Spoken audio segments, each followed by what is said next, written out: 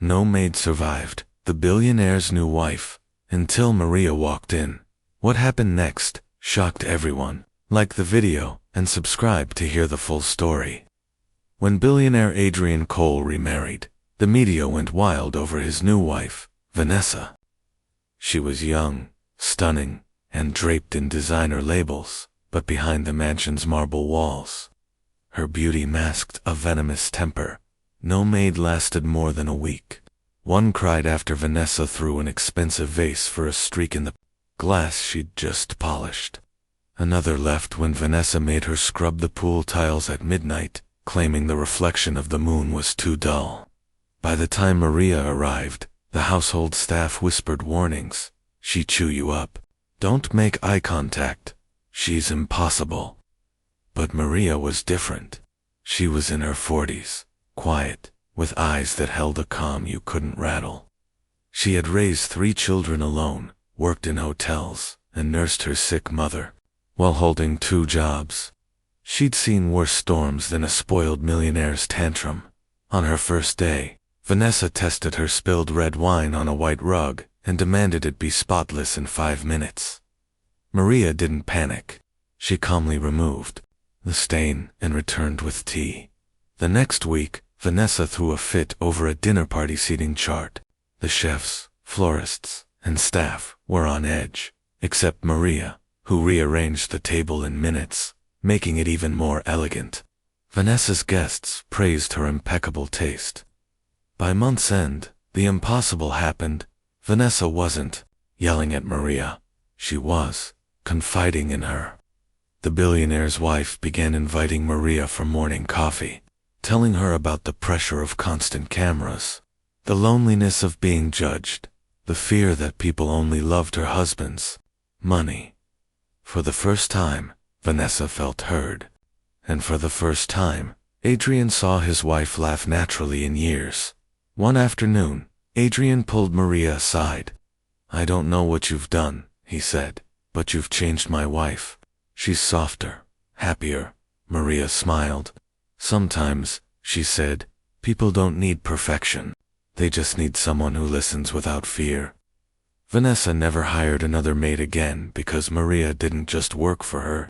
She became the one person in the mansion who made her feel human. When Adrian Cole, a tech billionaire with a face that had graced more business magazines than red carpets, remarried, the world took notice. His new wife, Vanessa, was 10 years younger, effortlessly beautiful, and the type of woman who could silence a room just by walking into it.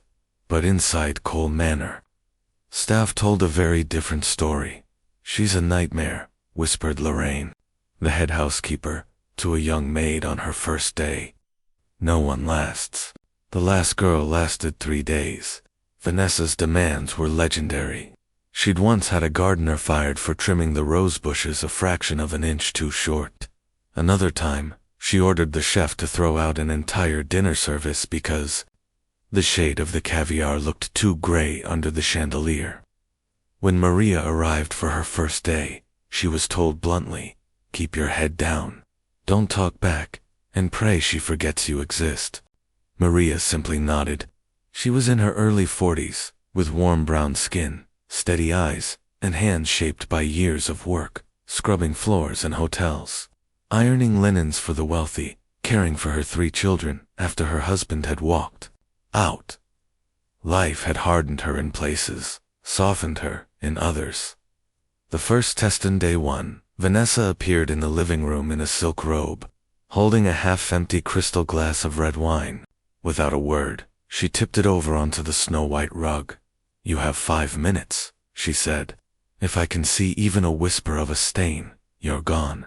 Maria didn't rush, didn't panic. She crouched down, worked quietly, and in 4 minutes the rug was spotless.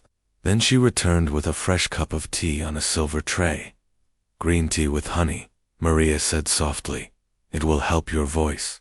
You sound like you were shouting yesterday." Vanessa blinked, taken aback. No one in the house had ever commented on her well-being before, only her orders. The dinner party disaster. 2 weeks later, a seating arrangement crisis. threatened to ruin one of Adrian's high-profile dinner parties. A major investor was upset about being placed beside a rival, and Vanessa was spiraling. This is a disaster. Do you know what will happen if these people clash? Adrian's deal will fall through. She shouted. Maria stepped forward quietly. Let me handle it. Within minutes, she rearranged the table in a way that not only avoided the feud, but impressed every guest. She added tiny personal touches, sprigs of rosemary at each place setting, and place cards with calligraphy she had done herself. Guests praised Vanessa for her flawless taste, and she smiled in a way Maria hadn't seen before, proud, not performative. The walls start to crack as the days passed. Vanessa's sharp edges began to dull, at least around Maria. She started inviting the maid into the morning room for coffee. At first it was idle chatter. Then, little by little, the conversation deepened. You know what they don't tell you about marrying a billionaire? Vanessa said one morning, staring out the window. Everyone looks at you like you're a gold digger. No one believes you could love him. Maria didn't judge. People say things to fill their own emptiness. It doesn't have to fill yours. Vanessa's eyes softened. No one had ever spoken to her like that. The turning point one rainy night, Adrian was away on business. Vanessa had been pacing the mansion, agitated. Around midnight, Maria found her in the library, staring at a bottle of wine and trembling. My mother used to sit in a kitchen smaller than this fireplace, Vanessa said, voice breaking. She worked 2 jobs. We never had nice things. Now, I have too many, and I don't know who I am anymore. Maria sat beside her. Maybe you're not the woman people think you are. Maybe you're still the little girl who wants to be loved for herself. For the first time, Vanessa cried in front of someone in that house. The impossible happened. Weeks turned into months. Vanessa still had her moods, but she no longer terrorized the staff. She asked Maria's advice on events. She listened when Maria gently told her she was being unfair. One afternoon, Adrian took Maria aside in his study. I don't know what you've done, he said, but you've changed her. She's happy, softer. Maria smiled. She just needed someone who wasn't afraid of her. Vanessa never hired another maid again, because Maria didn't. Just keep the house running. She kept Vanessa grounded, reminding her that even in a mansion full of glass and gold, what people truly need is warmth.